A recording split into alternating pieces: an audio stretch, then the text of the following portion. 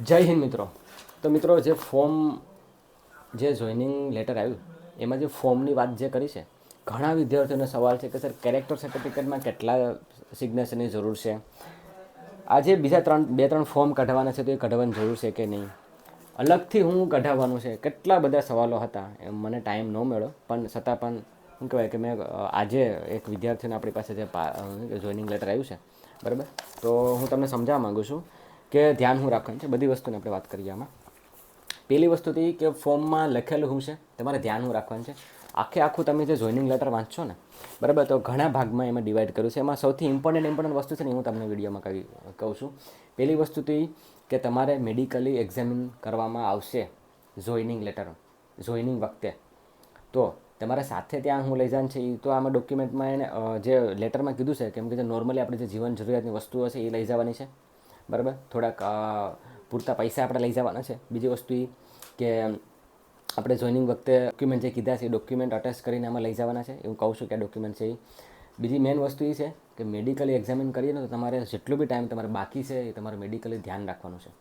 બીજી વસ્તુ એ બી પોઈન્ટમાં કીધું છે કે 2 વર્ષ સુધી સર્વિસ દરમિયાન તમારે ખૂબ જ કાળજી રાખવી પડી હો મિત્રો.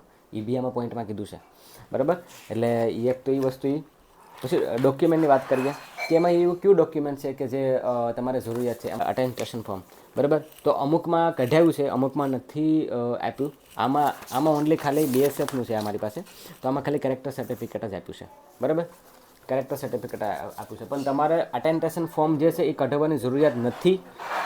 અગર જો તમને નો પણ આપ્યો તો પણ એ તમારે ઉપાધિ નથી કરવાની, બરાબર. બાકી પછી તમે પોર્ટલમાંથી કઢાવી લેજો તો પણ એ પછી તમે ત્યાં ભરાવી નાખશો, એ તમે ત્યાં ભરાવડાવશે જોઈનિંગ વખતે, બરાબર. એટલે એ તમારે ટેન્શન નથી લેવાનું. મેન જે છે એ તમારે જે કેરેક્ટર સર્ટિફિકેટ છે ને એ સૌથી ઇમ્પોર્ટન્ટ છે આમાં.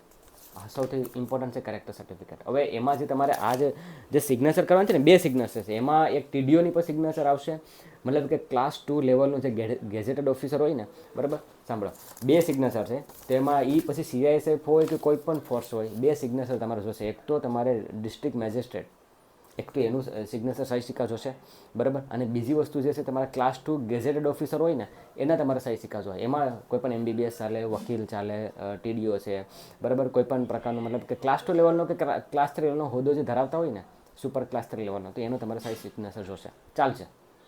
વધારે પડતું તમારે એમાં કંઈ વધારે ટેન્શન નથી લેવાનું. એટલી વસ્તુ લઈ આમાં ફોટા બ્લુ કલરનું બેકગ્રાઉન્ડ સાથે એક પેજમાં 5 કઢાવી અને આ લઈને જાજો, બરાબર. તાકી તમને જે છે ત્યાં એ વાંધો નહીં આવે. બાકી તો બધું જોઈનિંગ વખતે થશે.